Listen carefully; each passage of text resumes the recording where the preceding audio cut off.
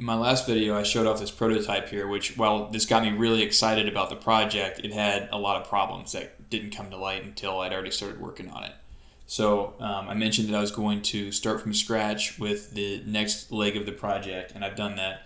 So I'm going to show what I've done over the last week here in a second, but one thing I wanted to address, because I was a little bit ambiguous in the last video, I mentioned that the project I was working on and sharing in the video was part of a larger game, and this was kind of like a one-off puzzle. That's not what I'm doing going forward. So I started playing with this and got excited about it, and I'm kind of pivoting so that this is going to be the main game. So going forward, this what you're seeing is going to be the major gameplay mechanic. So yeah, I mentioned that one solution to the problem I had in the prototype was that if you can see everything your future self does, you're taking agency away from the player, because that means you have to match your future self's movements like step by step. Otherwise, you've messed up the space-time continuum, and that's usually not a good thing to do. So I didn't think that would be very fun. It's not much of a intellectually stimulating puzzle to just ask somebody to memorize somebody's steps and copy them exactly. So I was thinking it might be better if you can run into your future self and you can see that, hey, he's moving around the scene and he's doing things, and eventually I'm going to have to do those things too, but you can't see everything he's doing. So my immediate thought was, okay, I'll do that with a field of view, like a certain draw distance where the player can't see beyond that and he can't see everything that his counterpart is doing. I also want to have lots of corridors and tight corners and walls that he's hiding behind, stuff like that. Anything to separate one version of the player from a different version, but still giving them a chance to interact with them from time to time. The first thing I did was find a simple way to shorten the player's field of view, and so the way I did that was I dropped a plane on top of the character's head and put the shader on it. This took a little bit of time, even though it's mostly just slapped together. I don't know how much of this is going to make it into later versions of the game, but it gets the idea across right now just fine.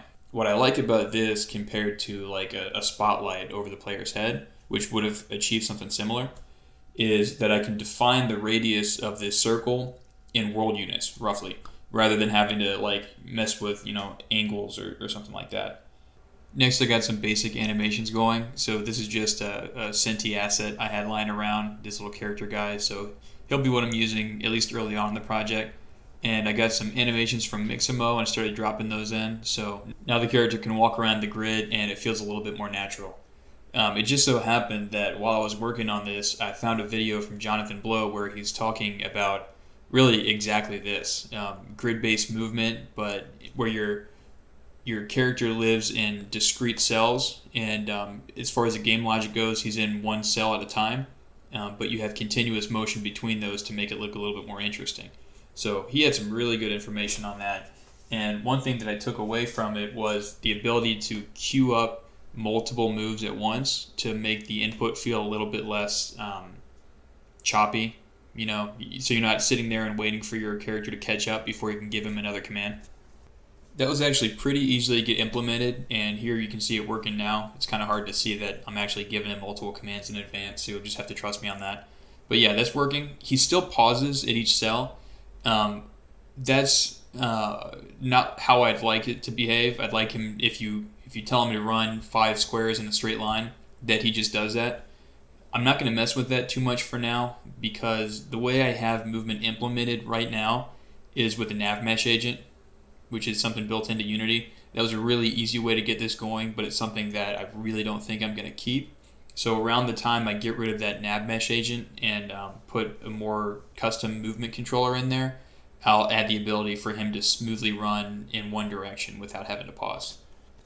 Now that I have movement, it felt like it was a good time to add some things into the scene that the player could interact with. So the first thing I did was add this little purple button to allow the player to stand on it and activate something.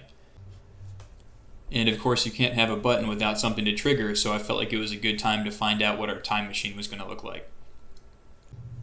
I came up with this, which I'm really happy with. It's using a shader I found in a tutorial, which I'm going to talk a little bit more about soon.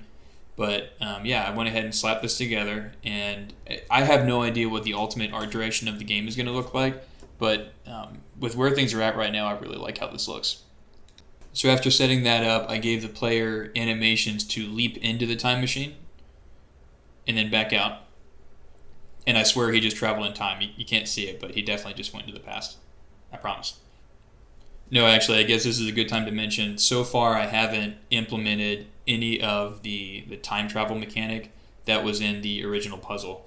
I had just gone through coding all of that, and so I kind of wanted to give myself a mental break from that and just focus on other things.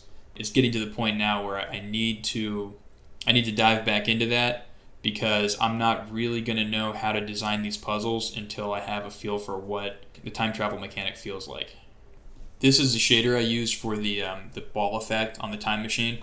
Like I said before, it's very cool, but since I didn't design it, I'm not going to bother talking too much about it. I'll put a link in the description to the video I used to create it. It's got some great information. I think that covers everything I worked on this week. Really good progress. I'm really happy with this, and it's starting to feel a little bit more alive now. Next week, I've got to start on the time travel mechanic. Like I mentioned before, I have to see how that's going to work out. So I'll start on that, and I'll see everyone next week with an update.